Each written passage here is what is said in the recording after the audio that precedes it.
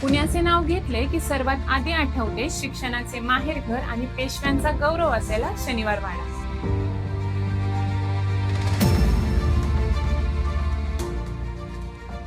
पण मी जर म्हटले की पुण्याच्या इतिहासाची सुरुवात शनिवार वाड्यापासून होतच नाही तर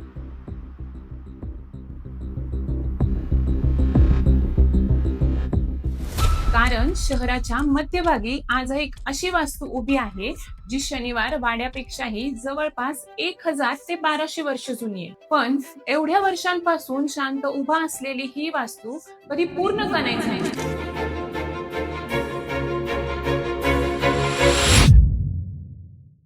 द हिडन ट्रेल्सच्या या व्हिडिओमध्ये मी तुम्हाला सांगणार आहे. व्हिडिओ सुरू करण्यापूर्वी द हिडन ट्रेल्सला सबस्क्राईब करा आणि बेल आयकॉन क्लिक करून नोटिफिकेशन ऑन करा, ज्यामुळे आपले व्हिडिओ सगळ्यात आधी तुमच्यापर्यंत पोहोचतील.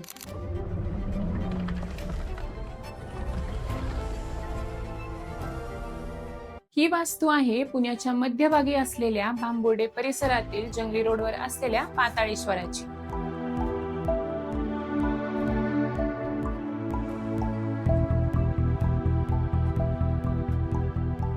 हे मंदिर फक्त धार्मिक स्थळ म्हणून नाही तर लोककथेनुसार वनवासादरम्यान पांडवांनी एका रात्रीत बांधले, त्यामुळे याला पांडुलेणी किंवा भांबुर्डे लेणी असेही म्हणतात. मात्र काळाच्या पडद्याआड गेलेल्या या कथेला इतिहासाने शब्दच दिलेले नाहीयेत. पुरातत्वीय अभ्यासानुसार हे मंदिर 8व्या शतकात राष्ट्रकूट काळात एका बेसॉल्ट खडकापासून कोरले गेले. आधुनिक यंत्रणांशिवाय अशी वास्तू उभारणं त्या काळातील कारागिरांच्या विलक्षण कौशल्याचं उदाहरणच. मंदिराच्या प्रवेशद्वारासमोर उभा असलेला नंदी मंडप तब्बल 16 दिमागदार स्तंभांच्या आधारावर उभा होता, पण काळाच्या ओघात आज त्यापैकी 12 स्तंभच उभा राहिले आहेत. मात्र या सर्वांमध्येही नंदी महाराजांची विशाल आणि देखणी मूर्ती मंदिराच्या संरक्षणासाठी उभ्या आहे. तिच्या समोरील प्रसन्न वातावरण आणि त्या वास्तूंची ऐतिहासिक भव्यता प्रत्येक भेट देणाऱ्याला भूतकाळाच्या वैभवाची जाणीव करून देते.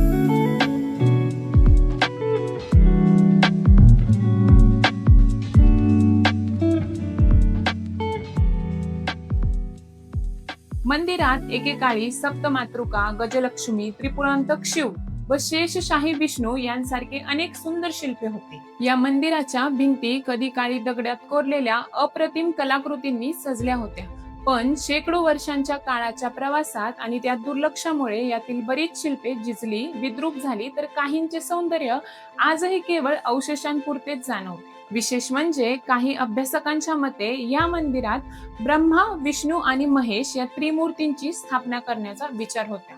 जणू एकाच ठिकाणी सृष्टी, पालन आणि संवाद चक्राचे प्रतीक उभा करण्याची कल्पना त्यामागे होती. उरलेले अवशेष केवळ दगडच नाही तर त्या वैभवशाली इतिहासांचे मुख्य साक्षीदार आहे, जे आपल्याला आपल्या वारसाची जतनाची आठवण करून देतात.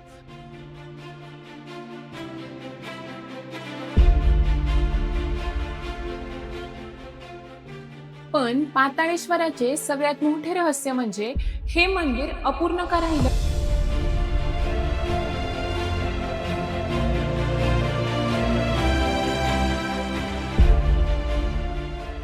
आजही मंदिरात अनेक भागांवर अर्धवट कोरीव काम स्पष्टपणे दिसून येते, जणू शिल्पकारांची छन्नी अचानक थांबली आणि पुढचं काम कधी झालंच नाही.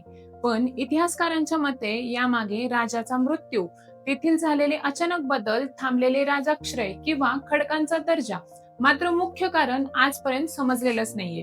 काही संशोधकांच्या मते हे काम एलोरा सारख्या भव्य विशाल शिल्प मंदिर संकुलांची सुरुवात असू शकते.